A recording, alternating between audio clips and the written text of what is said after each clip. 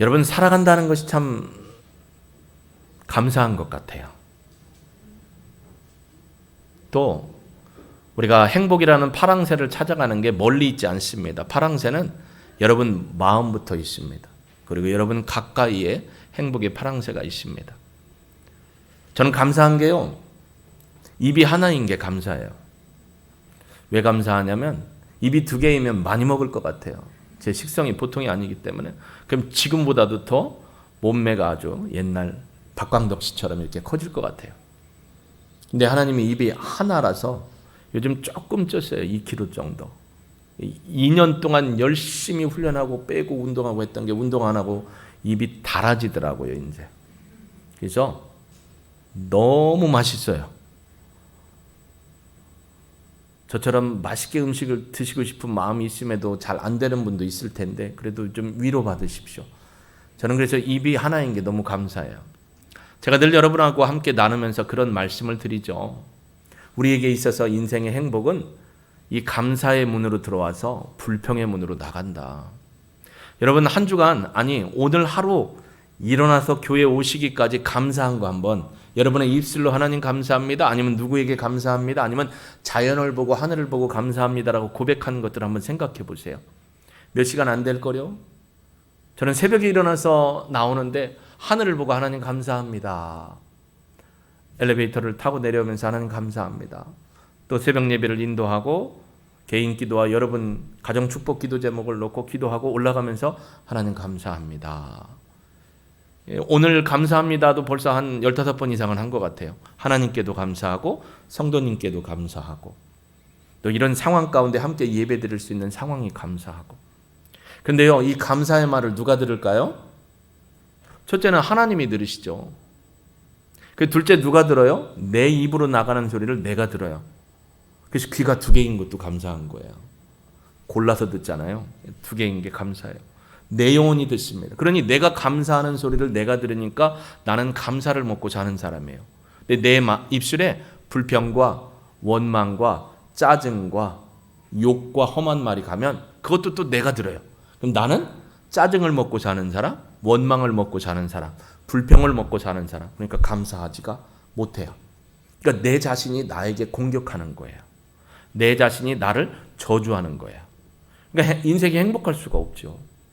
사실 오늘 본문에도 보면요, 사실 이 본문에 보면 본문을 읽으면 13장부터 마지막 절까지 읽으면 마태복음 24장과 25절이 병행하여 간다라는 걸 알 수 있어요. 그 얘기는 마태복음도 마태가 마가복음을 기초해서 썼는데 마태복음 24장과 25장도 동일한 내용으로 가는데 조금씩 차이나게 기록을 하지만 병행 구절입니다. 근데 읽어보면요, 어떤 분들은 두렵다고 해요. 어떤 분들은 여기에 있는 것처럼 미리 염려하지 말라겠는데 미리 염려하시는 분도 있어요. 야, 마지막 때가 오면 너무 두렵고 힘들어. 아, 무서워. 이런 마음이 있는데 그럴까봐 하나님은 마가를 통해서 뭐라고 하냐면 믿음의 백성들이요, 미리 염려하지 말고 두려워하지 말아라 라고 우리에게 안심을 주고 있습니다. 여러분, 마태복음은 어떻게 시작하냐면, 마가복음 13장 1절에 어떻게 시작하냐면 예수님께서 성전에서 나가실 때 제자들 중에 하나가 그럽니다. 예수님, 이 성전 돌 좀 보십시오. 얼마나 아름다운지 모르겠습니다. 예수님, 이 성전 전체를 보십시오. 얼마나 훌륭한지 모르겠습니다 라고 얘기합니다. 그러더니 예수님이 2절에 얘야, 이 건물들을 보느냐? 너는 아름답다고 하느냐? 이 돌 하나의 돌도 올라가지 못하고 다 무너질 거야 라는 말씀을 하시게 됩니다. 그리고 감람산, 저 앞에 성전이 바라보이는 감람산으로 올라가서 예수님이 감람산 강화 이야기를 하시고 설교를 하시는 게 오늘 이 내용이 될 수 있습니다. 그러면서 3절에 보니까 여러분 성경 보십시오. 예수께서 감람산에서 성전을 마주대하여 앉으사 베드로와 야고보와 요한과 안드레, 오늘은 특별히 안드레가 낍니다. 보통 예수님과 함께하는 것은 베드로, 야고보, 요한이었는데 안드레까지 낍니다. 우리에게 일러주십시오. 어느 때에 이런 일이 있겠으며 이 모든 일이 이루어질 때는 무슨 징조가 있겠습니까? 예수님, 이 성전의 돌 하나 위에 올라가지 못할 정도로 다 무너진다고요? 어떻게 이런 일이 있지? 언제 그런 일이 있습니까? 그때가 일어나기 전에 어떤 징조가 일어날까요? 예수님이라고 묻습니다. 근데 예수님은 동문서답하십니다. 이렇게 얘기했죠. 너희가 사람의 미혹을 받지 않도록 주의해라. 제자들은 예수님한테 뭐라고요? 언제 이런 일이 일어날까요? 아니 그때는 어떤 일이 우리가 눈으로 보기 어떤 징조가 이렇게 나타날까요? 라고 묻는데 예수님은 거두절미하고 너희가 사람의 미혹을 받지 않도록 주의해라. 많은 사람들이 내 이름, 예수님의 이름, 하나님의 아들 예수님의 이름으로 와서 내가 그리스도요라고 말하는 사람들이 많아질 거다. 그러한 미혹에 빠지지 마라. 또 난리와 난리의 소문들을 들을 때에도 두려워하지 마라. 이런 일이 있어야 하되 아직 끝은 아니다. 그러면서 민족이 민족을, 나라가 나라를, 전쟁이 일어나고 국내 내전도 일어나고 또 곳곳에서 지진도 일어나고 기근도 일어날 거지만 이는 재난의 시작일 뿐이지 재난의 끝은 아니다.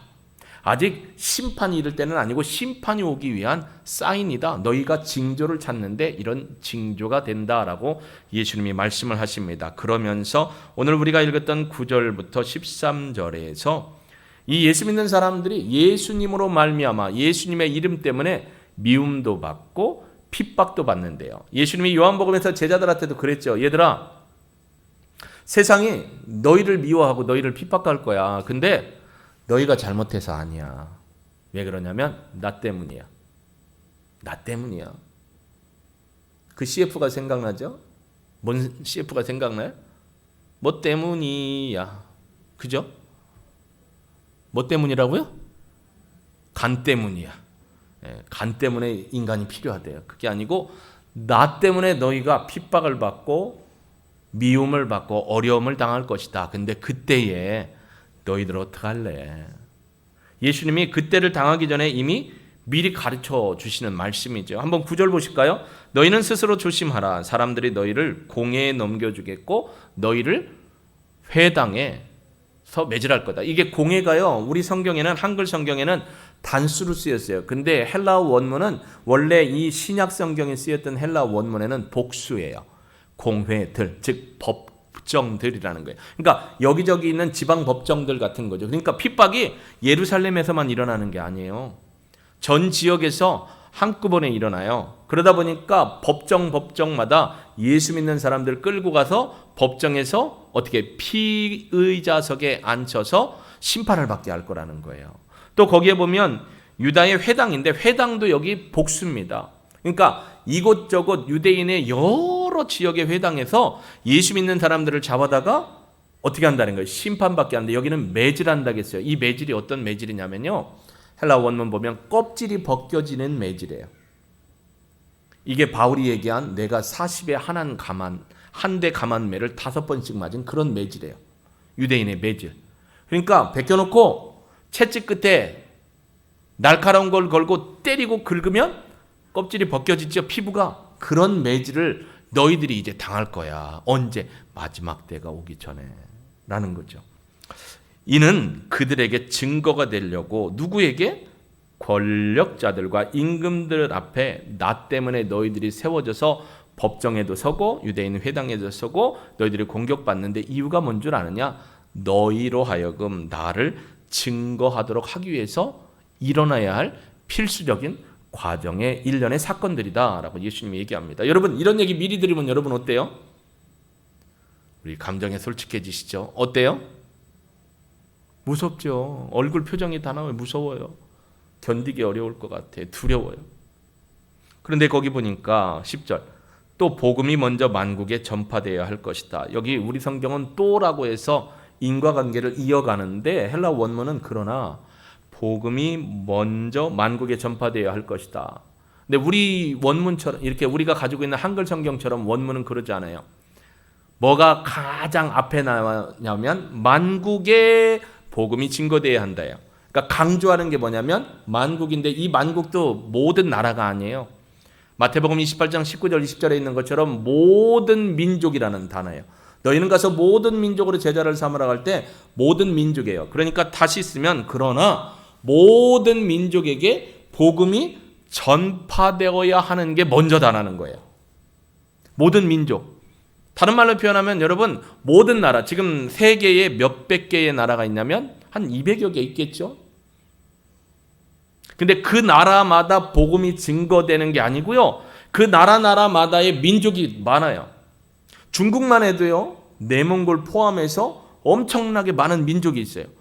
태국도 갔더니 필리핀도 갔더니 엄청나게 많은 민족이 있어요. 그 민족 한 민족에게 복음이 다 전파되어야만이 이런 징조가 온다라는 거예요. 그러니까 그때 끝이 오는 거예요.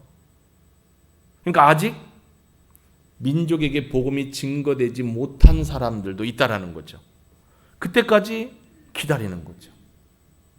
그리고 모든 민족의 모든 사람에게 복음이 다 증거되는 게 아니에요. A라는 민족부터 F라는 민족까지 있으면 각각의 민족들에게 복음이 선포되어서 모든 민족에게 복음이 딱 선포된 시점으로 해서 이제 핍박이 온다라는 거예요. 이런 어려움이 온다라는 거예요. 복음이 먼저 전파되는 게 우선이라는 거죠. 그리고 11절에 사람들이 너희를 끌어다가 그때가 되면 너희를 끌어다가 넘겨줄 때에 무슨 말을 할까 염려하지 마라. 근데 뭐라고 했냐면 미리 염려하지 말래요. 저기 한번 보실까요? 미리 염려하지 마라. 마태복음 24장에는 미리라는 단어가 없어요. 근데 마가복음은 미리라는 단어를 넣어요. 왜냐하면 마가복음은 이방인들에게 써요. 마태복음은 유대인들에게 썼어요. 유대인들에게 유대인의 왕으로 오신 다윗의 후손으로 오신 예수님을 얘기하고, 마가복음에는 어떤 분으로 예수님을 얘기하면 종으로 섬기러 오신 예수님을 얘기하면서 너희들 예수 믿고 있다가 이런 핍박이 온다고 미리 염려하거나 두려워할 필요가 없다. 왜? 거기 나오죠. 그때에 너희에게 주시는 그 말을 하라.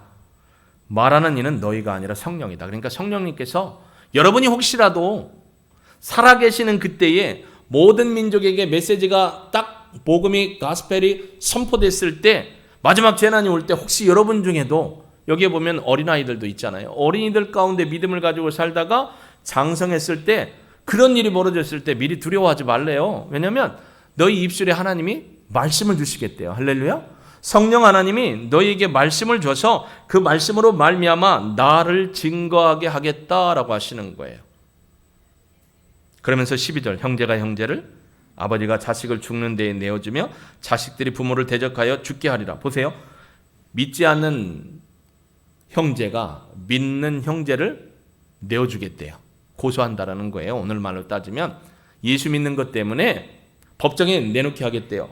거기 또 뭐라고 하면 아버지가 자식을 죽는 데에 내어준다. 믿지 않는 아버지가 믿는 자식을 신고해서 예수 믿는 것 신고해가지고 고통을 주는 일에 세상이 이렇게 된다라는 거예요. 또 거기 보면 자식들은 믿지 않는 부모를 어떻게 하는 거예요? 대적해요. 대적하다라는 단어는 어디에서 왔냐면 악이라는 단어에서 왔어요. 이 악이라는 게 뭐냐면 하나님을 대항하여 악을 행하다라는 이 대적행위예요. 그래서 하나님을 대항하여 믿지 않는 믿지 않는 그런 부모를 자식들이 갖다가 믿지 않는 자식들이 믿는 부모를 신고한다라는 겁니다. 그러면서 13절 또 너희가 내 이름으로 말미암아 모든 사람의 미움을 받을 것이나 끝까지 견디는 자는 구원을 얻는다. 이런 일이 정말 있을까라고 여러분 생각할 수 있지만 이런 일은 역사 속에서 계속되어 왔어요. 여러분이 예수님을 믿고 나서 한번 제 얼굴을 보세요. 예수님 믿고 나서 나는 여태까지 한 번도 가족들한테 예수 믿는 것 때문에 고난이나 미움이나 핍박이나 쉰 소리 한 번도 안 들어보고 아주 정말 행복하게 신앙생활했다는 분이 있습니까? 그런 분은 이렇게 생각하세요. 내가 왜 이럴까? 내가 왜 이럴까? 생각하셔야 돼요. 예수님을 믿는 사람은요, 예수님을 믿는다는 것 때문에 핍박을 받고 오해도 받고 참소하는 거짓 소리도 듣게 돼 있고요, 미움도 받게 돼 있어요. 저도 예수 믿는 것 때문에 미움도 받았어요. 가족 가운데도 그런 억울한 소리도 들어봤어요. 여러분도 그런 게 있어야 돼요. 다시 말해서 예수님 때문에 고난당하지 않은 성도는 성도라고 할 수 없고 그냥 교회 안에 모여있는 사람이에요. 그래서 예수가 그리스도임을 믿고 고백하는 참된 신앙의 사람에게 핍박과 박해가 가는 거죠. 사실 우리 교회 성도님들 일부 예배 때도 이렇게 예배를 드리는데 눈물이 나요. 하나님 앞에 예물 찬양을 드리는데 그 가사 하나하나가 그분들 상황이라 막 찬양을 부를 수가 없었어요. 이 복받치는 감정이 그분들 생각나서. 근데 오늘 여기 계신 분 한 분 한 분도 속속들이 들어보면 가족권을 위해서 그렇게 애쓰고 눈물을 흘리고 권면하고 전도하지만 잘 안 돼요. 도리어 예수 생명 얻어서 천국 가서 살자고 이렇게 얘기하는데 뭐라고 하냐면 너나 너나 잘 믿고 가라는 소리 들으면 마음의 자괴감이 참 심해요. 쉰소리도 많이 들어요. 이런 상황 가운데 그러면 우리가 어떻게 해야 돼요? 그런 사람들 미워해야 돼요? 어디 두고 보자. 나는 천국 가고 너는 지옥 가니까 절대 그런 생각하지 않기를 주의 이름으로 축복합니다. 끝까지 그분들을 향해서 사랑하는 마음으로 해야 돼요. 스데반 보세요. 유대인들이요, 스데반이 메시지를 선포했을 때 돌로 막 던지잖아요. 유대인의 법에 돌로 쳐 죽이는 법이. 그러니까 돌을 맞으면서도 스데반이 뭐라 했냐면, 하나님, 저 사람들이 지금 하나님을 모릅니다. 몰라서 그러니 저 사람들 불쌍히 여겨주시고 하나님의 진리 안에 구원받게 해주십시오. 할렐루야. 이게 정말 우리에게 미움, 박해를 가하는 사람들에 대한 사랑의 모습입니다. 사실 여러분 현실적으로 보면, 통계적으로 보면 여기 앉아 계신 분들 가정에도 반짝 이상은 뭐예요? 예수 안 믿는 가족이 있어요. 그래서 불편한 것도 많아요. 미움도 받아요. 여러분 사도행전 13장에 보면 안디옥 교회의 성도들을 그리스도인이라고 칭했습니다.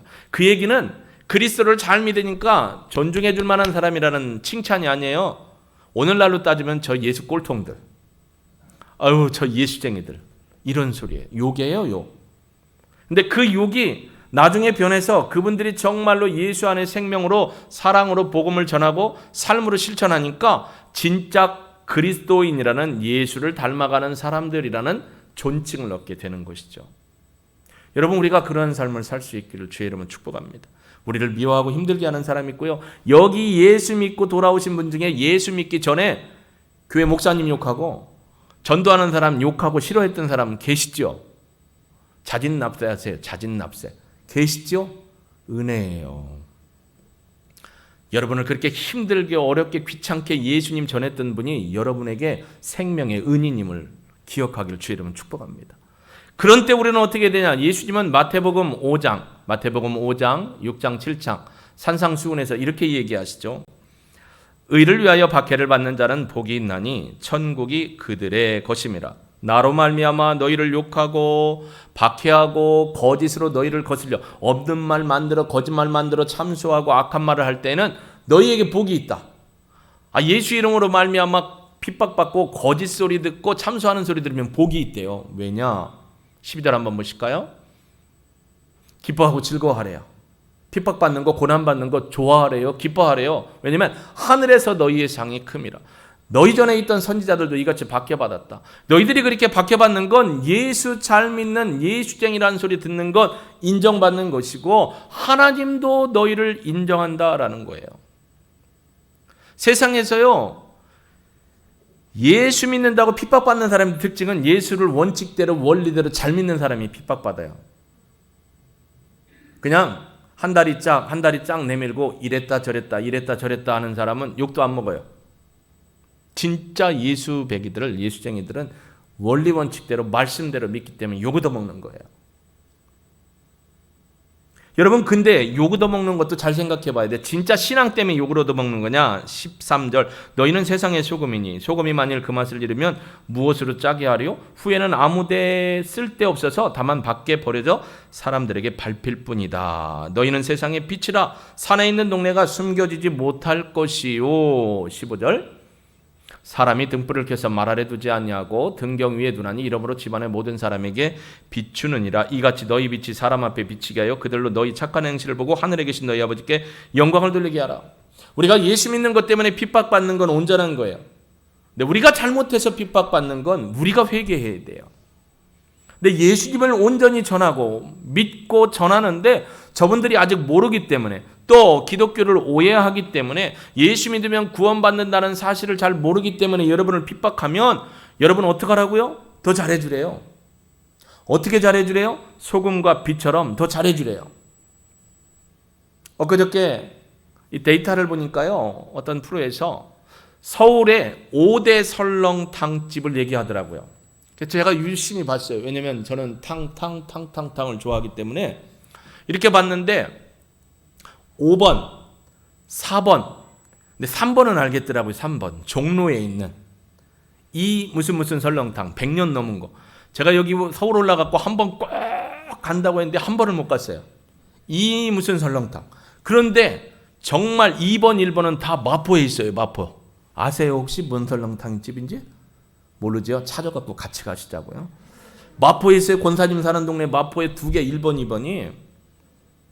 설렁탕 집에 여러분이 딱 가셨어요. 이렇게 쌀쌀한 날에 또 비가 주룩주룩 오는 날에는 국물이 먹고 싶잖아요. 설렁탕 먹으러 딱 갔어요. 저 이제 분명히 이 뭐뭐뭐 설렁탕 한번 우리 아들들 데리고 한번, 딸이 삐지면 안 되니까 세트로 그냥 1번, 2번, 3번 세트로 한번 데리고 가서 먹어볼겠는데, 여러분 딱 가면 원래 설렁탕은요 간을 안 하고 내는 게 정상이에요. 그래서 테이블마다 뭐가 있죠? 소금이 있어요. 소금. 그래서 어떻게 하라는 거예요? 소금을 넣어서, 쉬운 얘기를 네 입에 간 맞춰 먹으라는 거예요. 소금을 왕창 넣는 분도 있어요. 저희 어머니 대표적으로 평생 소금을 그렇게 짜게 드시는데도 지금 90이 넘었는데도 정정하세요. 사람마다 다른 거지 전체 이렇게 넣는 거 아니에요. 그렇다고 무조건 소금을 소태로 먹으면 안 돼요. 자, 소금을 넣습니다. 간을 맞췄어요. 그리고 막 어떻게 해요? 국수 소면 넣고, 거기 고기가 있으니 고기는 이따 먹어야지 지금 먹으면 안 되니까 빼고 한꺼번에, 우리 막둥이가 그래. 다 고기는 몰아놨다 마지막에 먹어요. 먹고 국물만 먹고 밥과 면을 같이 먹고 고기를 마지막에 아그작하고 씻고 마지막에 하는 과정이 뭐냐면, 마지막에 거이 국물 다 마시잖아요. 그리고 뭐라고 해요? 아, 시원하다. 다 거짓말쟁이들이 뜨거운 걸 먹으면서 시원하다. 맛이 좋다라는 거예요. 온몸이 녹아내리는 거죠. 그러면서 설렁탕 뚝배기를 딱 놓고 주인장한테 하는 말이, 주인장님 뭐 잘 먹었습니다? 설렁탕 잘 먹었습니다 하지 소금 잘 먹었습니다 소리 안 해요. 근데 이 설렁탕이 맛을 낸 건 뭐 때문에 그래요? 소금 때문에 그래요. 소금이 얼마나 들어갔어요? 알맞게 들어갔어요. 알맞게. 뭐 한 스푼 두 스푼 얘기하지 마세요. 기준이 달라. 알맞게 들어가니까 설렁탕을 먹고 뭐라고 하느냐? 설렁탕 맛 참 좋습니다. 근데 설렁탕 맛 자체가 좋은 게 아니에요. 뭐가 그랬어요? 소금이 그랬어요. 소금은 소량 미량이 들어가지만 설렁탕 맛을 냈어요. 이게 그리스도인의 삶이라는 거예요. 예수 믿지 않는 사람이 세상에 더 많습니다. 그러나 예수 믿지 않는 사람들이 이 세상 가운데 살아갈 때 예수 믿는 사람이 적어도 소금의 맛을 내고 빛의 열매를 맺으면 그분들을 유익하게 할 수 있어요. 그 유익이 뭐냐면 예수 믿고 구원받게 하는 거. 근데 그분들은 아직 이 소금과 빛의 역할을 모르니까 어떻게 해요? 핍박해요. 미워해요. 왠지 꼬투리 잡고 싶어. 교회만 다닌다고 하면. 밥 먹는데 기도하면 기도하는 사이에 국물에다가 막 소금을 갖다 집어넣고 싶은 마음이 드는 경우도 있었잖아요. 그런데 우리가 그 역할을 못하면 안 되잖아요. 그분들은 아직 예수님을 모르니까 그분들이 하는 일을 몰라요. 스데반처럼 우리는 그분들을 위해 기도해야 합니다. 그분들이 이러한 것을 잘 모르기 때문에 예수 믿고 사는 사람이 얼마나 값지고 행복한가를 알 수 있도록, 그러게 우리에게 필요한 건 눈물이고 우리에게 필요한 건 인내고 우리에게 필요한 건 그분들을 향한 사랑과 섬김입니다. 예수 이름으로 핍박받는다고 우리가 그들을 저주하거나 미워하면 안 돼요. 도리어 더 사랑해줘야 돼요. 도리어 더 잘해줘야 돼요. 집안일이 있을 때도 예수 믿는 것 때문에 어떻게 돼요? 빠지는 경우 있는데 되도록이면 미리 가서 해주세요. 저희 교회 어떤 집사님은요, 친구들 모임이 1년에 한두 번씩 있어요. 그런데 친구들이 그런다는 거예요. 야, 교회는 1년에 많이 가잖아. 너 새벽에도 가고 뭐 수예배도 가고 주일날도 내가 보니까 빨간 날이 52번이던데 요번 한 번만 빠지면 돼. 어때냐? 야, 그렇다고 하나님이 뭐라 가냐? 목사님이 뭐라 가냐? 빠져 했는데 나는 주일날 못 빠진다고. 나 빼놓고 그냥 친구들끼리 하라고, 미안하다고. 근데 이분이 빠지면 안 돼요.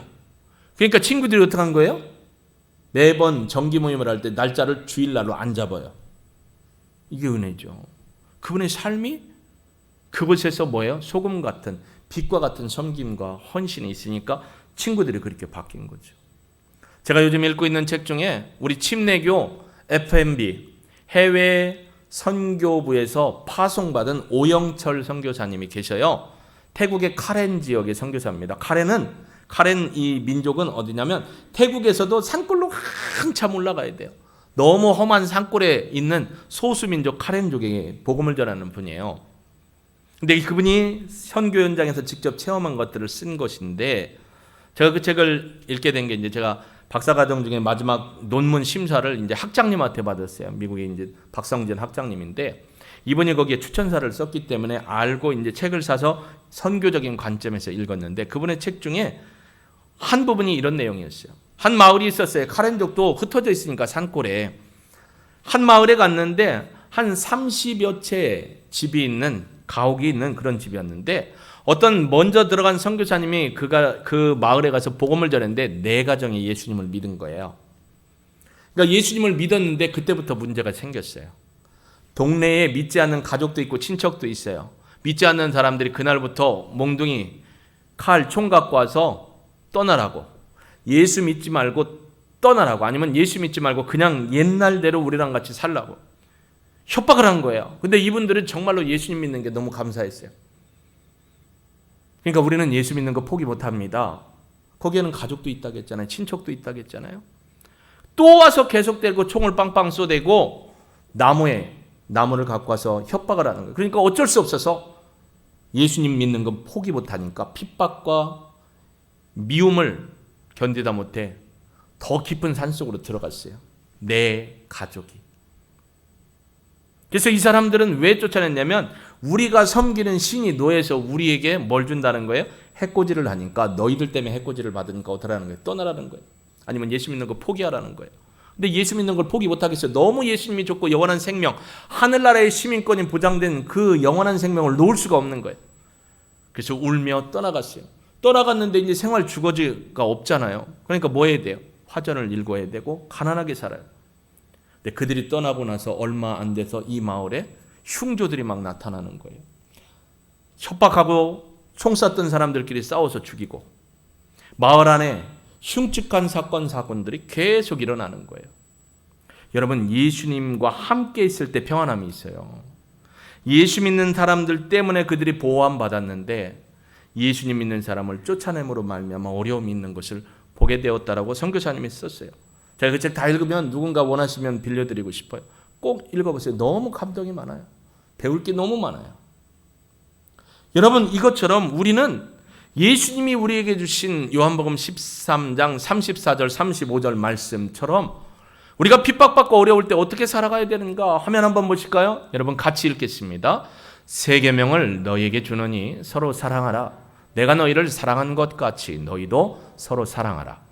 너희가 서로 사랑하면 이로써 모든 사람이 너희가 내 제자인 줄 알리라. 이건 예수님이 보여주신 사랑으로 제자들이 서로 사랑하라는 거예요.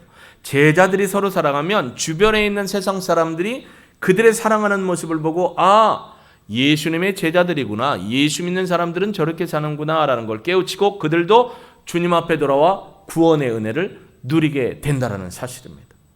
아무리 핍박이 있어도 아무리 오해의 여러 가지 사건들이 여러분에게 있어도 눈물을 흘리는 일이 있어도 절대로 세상의 방법대로 그분들을 공격하면 안 돼요.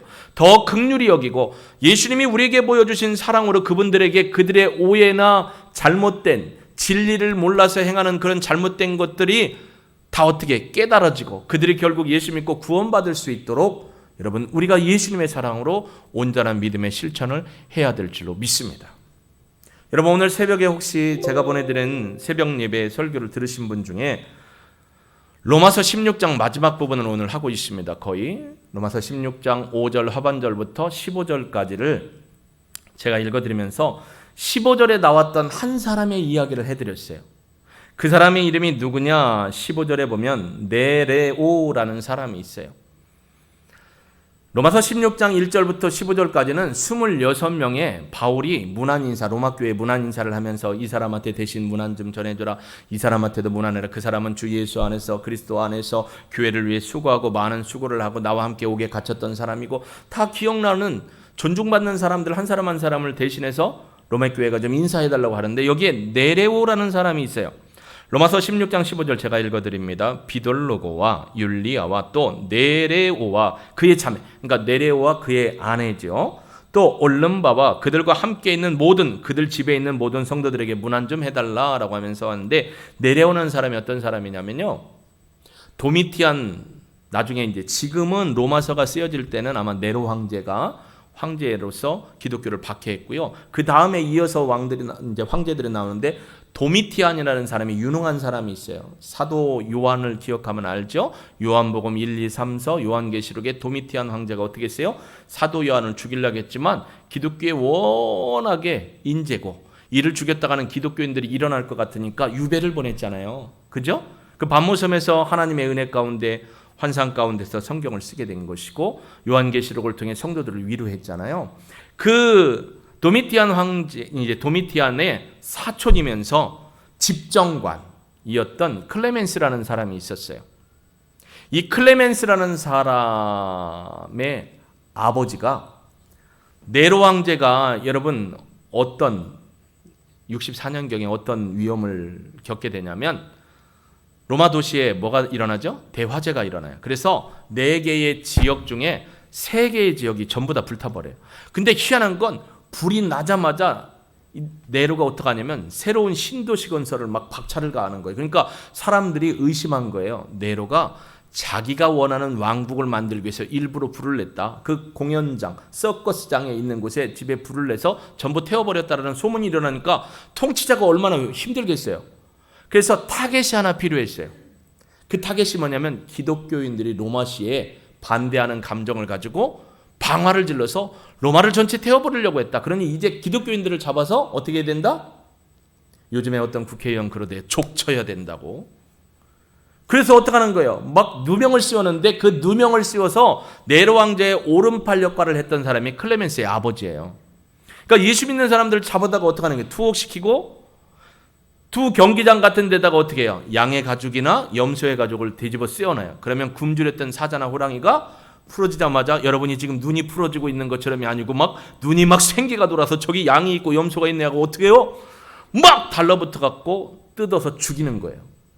그런데 이 클레멘스의 아들도 자기 아버지가 그런 걸 하는 걸 보는데 거기 경기장에 가보니까 이 사람들이요. 죽음을 앞두고 있는데 두려워하지 않아요. 도리어 노래를 해요. 얼굴에 두려움도 있는 것 같은데 기쁨이 있어요. 찬송을 해요. 원망을 안 해요. 도리어 감사를 하는 거예요. 이런 일이 반복되니까 이 클레멘스가 생각을 하는 거예요. 도대체 예수쟁이들 기독교인들은 뭐길래 저런 죽음의 고통 속에서도 두려움을 겪이지 않고 불평도 안 하고 도리어 찬송을 할까? 자신들이 믿는 신이 지켜주지도 못하는데 왜 찬송을 할까? 그래서 그의 비서였던 네레오라는 사람을 부릅니다. 야, 저 깜빵에 있는 기독교인들 좀 불러내라. 그래서 클레멘스가 네로를 통해서 기독교인들을 만나는데요. 기독교인들을 취조하고 만나면서 예수님에 대해서 듣게 되고 그리고 예수님을 믿어요. 그리고 자기 아버지가 했던 그런 악한 일들에 대해서 회개를 하고요. 그래서 구원의 은혜에 살게 됩니다. 그 가교 역할을 했던 사람이 네레오라는 게 기독교의 역사예요. 여러분, 내 가족이 막 그 사람들 때문에 신고당해서 잡혀서 사자의 밥이 되고요. 여러분도 가끔 유튜브 보면 어떻게 해요? 동물 구경하러 또 동문에서 밑으로 떨어졌는데 사자가 와서 악어가 가서 막 사람 죽이는 거 봤잖아요. 그런 일들이 자행되는 걸 보는 거예요. 그런 사람들, 신고한 사람들, 우리를 옥에 가두도록 협력한 사람들이 미워요, 안 미워요? 여러분 솔직히 미워요, 안 미워요? 미워하지 말라는 거예요. 여러분은 이미 하늘의 시민권을 가진 자예요. 하나님의 구원의 백성이에요. 근데 그분들은 아직 하나님을 모르고 예수님을 모르기 때문에 영원히 죽을 수밖에 없는 곳에 갈 수밖에 없기 때문에 그들을 위해서 더 간절히 기도하라는 거예요. 여러분의 가족들, 구원받지 못한 가족들, 형제들, 때로는 여러분 마음 아프게 할 수도 있었겠죠. 그러나 아직 예수님이 누구고 하나님의 은혜를 모르기 때문에 그렇기 때문에 미워하지 말라는 거예요. 그 억울함도 인내함으로 눈물로 버티면 뭐라고 되어 있냐면 오늘 마지막 말씀에 뭐라고 했냐면 이렇게 얘기하죠. 끝까지 견디는 자는 구원을 얻는다. 그 구원을 잃어버리지 않게 된다라는 겁니다. 여러분 어떻게 사시겠습니까? 지금 아마 여러분 가정에서도 여러분 예수 믿는 게 꼴보기 싫어가지고 막 모일 때마다 힘들어하는 형제들이 있을 거예요. 미워하지 마세요. 그분들을 위해서 더 잘해주시고요. 더 기도하세요. 그분들이 하나님을 알고 예수님을 알아서 스테반이 기도했던 것처럼 여러분의 기도가 진실하면 하나님이 그분들을 만나주시고 그분들도 예수님 만나 구원받으면 구원의 삶이 무엇인가, 천국에 대한 삶이 무엇인가를 분명히 알게 되면 그분들도 이 은혜를 전하는 분이 될 줄로 믿습니다. 여러분, 그래서 예수 믿는 것은요, 내 힘으로 안 돼요. 성령님이 붙들어 주셔야 되고요. 내 힘으로 전하는 거 안 돼요. 우리가 막 어떻게 항변을 하고 일일이 시시비비를 가리면 여러분이 이길 수는 있지만 지는 거예요. 그분들은 여러분 안 만나고 예수님의 복음을 듣지 않게 됩니다. 여러분, 우리가 잘 아는 거 있죠. 공자가 있었고 석가모니 붓다가 있었습니다. 그리고 나서 이제 예수님이 뒤에 오시죠. 붓다에게 제자들이 이렇게 물었습니다. 선생님, 사람이 죽고 난 다음에는 어떻게 되는 겁니까? 라고 제자들이 석가모니에게 물었습니다. 여러분, 석가모니 선생님 잘 알죠? 왕족이었어요? 귀족이었어요? 근데 그 왕족과 귀족의 삶을 내려놓고 내려오죠. 왜냐하면 백성들이 너무 힘들게 살고 죽어가고 아픔과 고통 가운데 사는 거예요. 그게 너무 안쓰러워서 그 문제를 해결하고자 왕족의 모습을 포기하고 내려와서 보리수나무 밑에서 가부좌를 하고 어떻게 해요? 도를 찾습니다. 도. 근데 많은 사람들이 제자가 되어 너무 훌륭하다는 거예요. 그런데 제자 중에 한 사람이 그런 겁니다. 선생님, 사람이 죽고 난 다음에는 도대체 어떻게 되는 걸까요? 라고 물으니까 석가가 이런 말을 합니다. 내가 살아서 일도 모르는데 죽고 난 다음에 일을 어떻게 알겠느냐? 그러면서 이럽니다. 또 제자 중에 목련이라는 제자가 있어요. 이 석가모니의 제자 중에 목련이라는 분이 있었는데 이분이 이렇게 얘기합니다. 구원 이후에, 구원이라는 게 아니고 죽음 이후에 어떤 일이 일어날는지 우리는 알고 싶습니다 라고 얘기할 때 이런 얘기를 했어요. 석가모니가 제자 목련에게 나는 도를 찾아가는 구도자이지 구원자는 아니다. 나 이후에 더 좋은 진리가 있으면 그 진리를 찾아라 라고 목련에게 이야기를 하게 됩니다. 여러분, 우리나라가요 불교적으로 뭐 유명한 거 많아요. 절도 유명한 거 많고 많은데 해외적으로 국보급으로 이 우리나라 불교에서 가장 이렇게 자부심을 가질 만한 게 어디 있냐면 경남 합천에 있는 뭐죠? 네, 팔만대장경. 근데 그 팔만대장경 중에 이 남하다경 38편 8절에 이런 말이 있는데 이게 뭐냐면 석가모니가 인멸하기 전에 마지막 설파한 내용이에요. 남하다 38편 8절에 나와 있는 내용인데 이렇게 얘기합니다. 하시아 소래 오도무 유지 등야 하시아 소래 오도무 유지 등야라고 마지막 설파를 하고 그는 이제 세상을 끝으로 떠나는데 그게 무슨 내용이냐면 이런 내용이에요. 언젠가 예수께서 오시면 내가 깨달은 도는 기름 없는 등불같이 쓸모가 없다. 기름 없는 등불은 존재 가치가 없잖아요. 차후에 언젠가 진리가 오면 내가 깨달은 도는 기름 없는 등불과 같고 쓸모가 없다. 이것은 실제로 불경에 있는 내용으로 석가가 인멸하기 전에 마지막으로 한 설법에 나오는 말입니다. 마지막에 자신이 깨닫고 가르쳐왔던 불교의 모든 진리를 부정하면서 하시아설에 예수가 오면 진리가 오면 내가 가진 모든 것은 다 허물어진다라고 얘기했죠. 대한민국에서 세계적으로 그래도 내놓을 수 있는 이 분 중에 하나가 성철이었어요. 그분이 사실은 이 마지막 그의 인생 과정에서 뭘 봤냐면 지옥을 봤어요. 지옥을 봤는데 지옥 속에 누가 있냐면 그 유명했던 분들이 다 있는 거예요. 불경의 스승님들이. 그러면서 지옥을 보면서 깨닫게 된 거예요. 그리고 나서 그의 인생 마지막에 그가 외쳤던 것은 자신이 죄인이라는 것을 선포하게 되죠.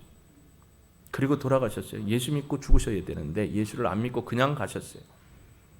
하시아소래 진리가 오면 내 뒤에 오는 예수 진리가 오면 나는 기름 없는 등불과 같다. 석가모니 선생님이 마지막에 남긴 겁니다. 그가 뭐라 했냐면 나는 구도자다. 나는 도를 찾기 위해서 얘들 보세요. 지금 도를 찾기 위해서 교회 그렇지. 우리 교회 축복받은 애들이에요. 이 애들이 뛰어다니잖아요. 예배당에 할렐루야. 진리를 찾아서 뛰어다니고 있어요. 참 너무 감사해요. 쉬쉬하지 마세요. 여러분도 어쩌면 그랬을 수 있어요. 쟤들도 진리를 찾아가요. 진리가 누구예요? 저들 애들은 엄마 아빠예요. 여러분도 엄마 아빠 찾아가셔야, 누구 찾아가야 돼요? 하나님 찾아가셔야죠. 할렐루야. 하나님을 찾는 게 진리입니다. 얘네들이 예화 하나를 만들어줬네, 부족한 목사에게. 하시야 소래, 오도무 유지등야. 진리 대신 예수님이 오면 내가 가지고 가르쳤던 건 다 헛된 것이다. 제자들에게 깨우쳤지만 제자들은 포기할 수가 없었어요. 공자의 제자들이 공자를 섬긴 것처럼 붓다의 제자들도 붓다를 섬겼으며 그의 뜻과는 관계없이. 여러분, 요한복음 14장 6절, 내가 곧 길이요 진리요 생명이니. 헬라어로는 이걸 많이 헤호도스라고 해요. 헤라는 건 그라는 정관사예요. 길이 하나밖에 없어요. 그 길이에요. 예수 길. 알레세이 앞에도 해가 붙어요. 그 진리예요. 그리고 생명 조회 앞에도 해가 붙어요. 그 영생. 누구밖에 없다고요? 하나님께 나아가는 하나님의 아들 예수밖에 없습니다. 여러분, 예수가 진리입니다. 예수를 믿어야 구원받을 수 있고 하늘의 시민권을 얻습니다. 오늘 일부 때 너무 한 분이 울어요. 남편 아들 생각에 조카까지 생각나. 조카가 이제 제사 드리고 엄마 돌아가신다며 제사 드리고 계속 하겠다. 원래 안 하겠다라고 했는데, 고모는 고모대로 살고 우리는 우리대로 살 거야. 신경 쓰지 마. 너무 가슴에 맺힌 거예요. 구원의 은총을 위해서 기도하고 전도하는데 조카가 그런 거예요. 남동생의 딸이 너무 마음이 아파서 막 예배 드리는데 너무 우시는 거예요. 간절함이 있는 거예요. 간절함. 구원받지 못한 우리 남편, 부모님, 자녀들. 여러분, 구원의 은혜는 오직 예수밖에 없습니다. 만약에 이게 거짓말이라면 저는 대한민국의 진리 안에 서 있는 목사들은 다 가짜예요. 사기꾼이에요. 그렇지 않습니다. 예수가 사기꾼 아닙니다. 구원자이십니다. 여러분, 우리 한번 음악에 맞춰서 기도해 볼까요? 구원받지 못한 우리 아들, 딸, 며느리, 아버지, 엄마, 손주들 한번 생각해 보십시오. 성철이 보았다는 영원한 지옥에 그들은 열반에 들었다고 생각했을 건데 영원한 지옥에 있는 모습을 보면서 나 역시 죄인이구나 라는 걸 깨달았습니다. 하나님, 우리 가족들, 내가 전도하려고 내가 사랑하는 우리 형제들 주님 구원해 주시고 주님 저 지옥에 떨어지지 않게 해주시고, 비록 나를 향해 미워하고 핍박하고 오해하고 있지만 저들도 예수 그리스도를 구주로 믿어 진리 안에 구원받아 하나님 백성 되게 해주십시오. 우리 주님 한번 부르고 기도합니다. 주여, 아버지, 눈물이 납니다. 너무 힘들고 아픕니다. 핍박받는 게 힘들고 아픈 게 아니라 우리 가족이, 어머니가, 아빠가, 자녀들이, 손주들이, 자부, 사위, 아들, 딸이 예수 믿지 않고 영원한 지옥에 떨어질 것을 생각하니 너무너무 힘들고 아픕니다. 하나님, 이들도 예수님을 믿고 구원의 백성이 되어서 영원한 저 천국의 하나님 나라에 들어가야 되는데 너무 안쓰럽습니다. 주님, 우리의 빛과 소금이 없었다면, 삶이 없었다면 용서해 주시고, 형제들에게 온전한 복음을 증거하지 못하고 온전한 예수 믿는 사람의 삶을 살지 못했다면 회개하고 용서를 빌게 하시고, 우리가 진정으로 빛과 소금의 역할을 감당하며 죽어가는 영혼들을 하나님 앞에 인도하고자 하는 이 간절함과 눈물의 기도를 들어 응답해 주시고, 온 가족들이, 사랑하는 친구들이 주 예수 그리스도를 믿도록 우리를 사용하시고 우리를 통하여 그들도 구원받고 영원한 하나님 나라에서 영원한 생명 누릴 수 있도록 도와주옵소서. 어떠한 어려움과 핍박과 미워한 것도 이길 수 있도록 성령님 붙들어 주시고, 우리를 통하여 우리가 거룩한 통로가 되어 예수 생명을 전할 수 있도록 역사하여 주옵소서. 포기하지 않게 하여 주시고 그분들을 미워하지 않고 더 긍휼히 여기며 사랑하며 섬기도록, 그래서 예수 생명이 증거되도록 도와주옵소서. 능히 이루실 하나님을 찬양합니다. 감사합니다. 하나님, 간절함으로 주님의 얼굴을 구합니다. 우리를 통하여 이 믿음의 증거로 우리 가족들이, 친지들이, 우리와 친한 친구들이 다 예수 믿고 구원받을 수 있도록 도와주옵소서. 감사를 드리며 예수님의 이름으로 기도합니다. 아멘.